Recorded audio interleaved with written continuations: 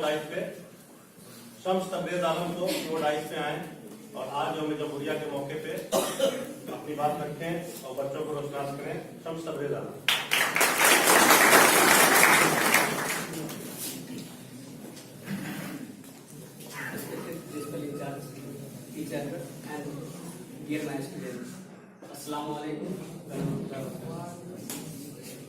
मैं अपनी बात को रखने से पहले एक बात बता दूं कि मैं यहाँ का स्टूडेंट रहा हूँ और रहना चाह रहा हूँ और हमेशा रहना चाहूँगा। बहरहाल आगाज करने से पहले एक शेर सुनाना चाहूँगा। दिल से ना निकलेगी बदन की उल्फत, दिल से ना निकलेगी बदन की उल्फत, मेरी मिट्टी से ही खुशबुए बदन आएगी। हम लोग को पता है कि आज हम लोग यहाँ क्यों इकट्ठे हुए। हम लोग आज यहाँ हिंदुस्तान का 69वां यौम जमहूरिया मनाने जा रहे हैं। इस खुशी के मौके पर मैं आपको बताना चाहता हूँ कि हिंदुस्तान 15 अगस्त 1947 ईस्वी को अंग्रेजों की गुलामी से आज़ाद हुआ और इसके 2 साल 11 महीना 18 दिन के बाद हिंदुस्तान ने अपना आइन नाफिज किया और इसी दिन से हिंदुस्तान दुनिया के सामने एक जमहूरी मुल्क के हैसियत से उभरकर सामने आया। अब सवाल ये उठता है कि कोई भी मुल्क अपना आइन नाफिज क्यों करता है। कोई भी मुल्क अपना आइन नाफिज इसलिए करता है कि वहाँ के लोगों को हकीकतन आज़ादी मिल सके और हमारे मुल्क में भी आइन इसलिए नाफिज किया गया कि यहाँ के लोगों को हकीकतन आज़ादी मिले और सभी को मसावात का हक मिले, सभी को बेहतर तरीका से जिंदगी जीने का हक मिले, सभी को तालीम हासिल करने का हक हो, सभी को अपनी मजहब, सकाफत, तहजीब की तहफ़्फ़ुज़ का हक मिले, सभी को स्वतंत्र बोलने का हक हो, वगैरह वगैरह। आज आइन के नाफिज होने के 69 साल के बाद भी यह सवाल जस का तस है कि क्या हम हकीकतन आज़ाद हो पाए हैं, क्या हम गरीबी से आज़ाद हो पाए हैं, क्या हम सभी को बराबर रोजगार के अवसर उपलब्ध कराए गए हैं, क्या हम करप्शन से आज़ाद हो पाए हैं, क्या दहेज हत्या से आज़ाद हो पाए हैं। अगर आपका सवाल अगर आपका कहना ना है तो यह कहना मुश्किल है कि हम हकीकतन आज़ाद हैं। हिंदुस्तान दुनिया में सबसे बड़ा जमहूरी मुल्क हिंदुस्तान है। दुनिया में सबसे बड़ा लिखित संविधान हिंदुस्तान के पास है। इसके बावजूद आज हमारा मुल्क जो है वो बहुत सारे मसाइलों से दो चार हो रहा है। यहाँ मजहब, जात पात, भेदभाव, ऊंच नीच, दहेज हत्या, करप्शन, तशद्दुद वगैरह आला पैमाने पर हो रहा है।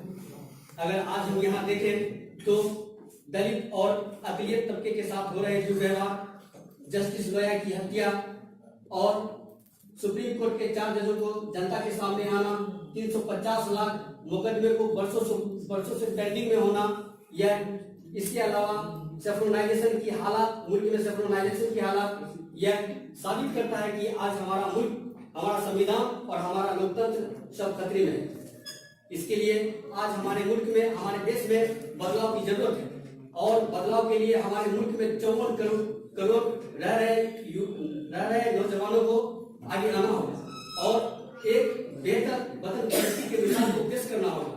एक कोटेशन मुझे याद आ रहा है चार्ल्स एफ ब्राउन का। चार्ल्स एफ ब्राउन ने कहा था, हम सभी महात्मा गांधी तो नहीं बन सकते हैं, लेकिन हम सभी एक सच्चे देशभक्त, सच्चे वतन परस्त जरूर बन सकते हैं। इसीलिए हम सबको जरूरत है और हम लोग को अपने मुल्क में एक बेहतर तब्दीली लाने की जरूरत है।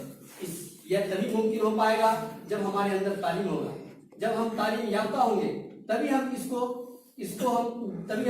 तब्दीली ला सकते। कोटेशन बताऊं, हमारे साबिक सदर जमहूरिया APJ अब्दुल कलाम साहब ने कहा था कि अगर किसी भी मुल्क को करप्शन लेस, महान और इल्म वाले लोगों का बनाना हो तो वहाँ के सोसाइटी से जुड़ी 3 चीजें अहम है। वो तीन चीजें अहम हैं जो तब्दीली उस मुल्क में ला सकते हैं, बालदा और एसातिजा। और आप लोग भी माशाअल्लाह मुस्तकबिल के एसातिजा हैं। आप लोग यहाँ से बनने के बाद, यहाँ से निकलने के बाद आप लोग भी समाज में जाकर एसातिजा बनेंगे। और यह जिम्मेदारी आपके ऊपर है कि आप आप बच्चों को किस ओर मोड़ रहे हैं, आप बच्चे को कहाँ ले जाना चाहते हैं, आप मुल्क को कहाँ ले जाना चाहते हैं।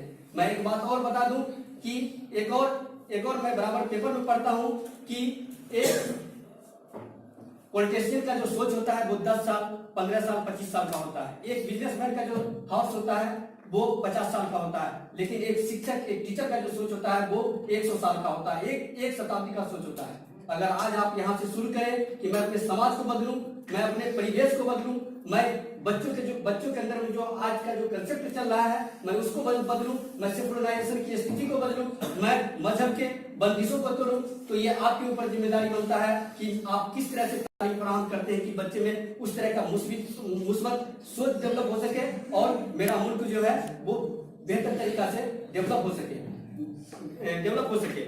इसलिए मैं एक और टीचर के बारे में एक और कोटेशन है।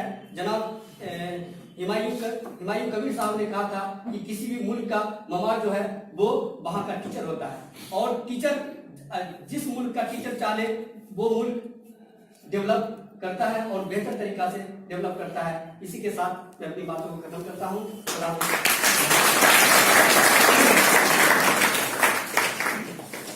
खुशी नहीं हुई होगी जितना मुझे खुशी हुई इसकी तकरीर सुन के, जिसके लिए मैं आप लोगों से एक बार दरखास्त करूंगा कि आप लोग एक बार फिर से और मुझे पूरी उम्मीद है कि डाइस पे बैठे तमाम असातिज़ा इकराम जिन्होंने अभी अनकरीब इनको ट्रेन किया है उनको भी इसी बात की खुशी हुई होगी। इसके बाद जो मेरे पास नाम है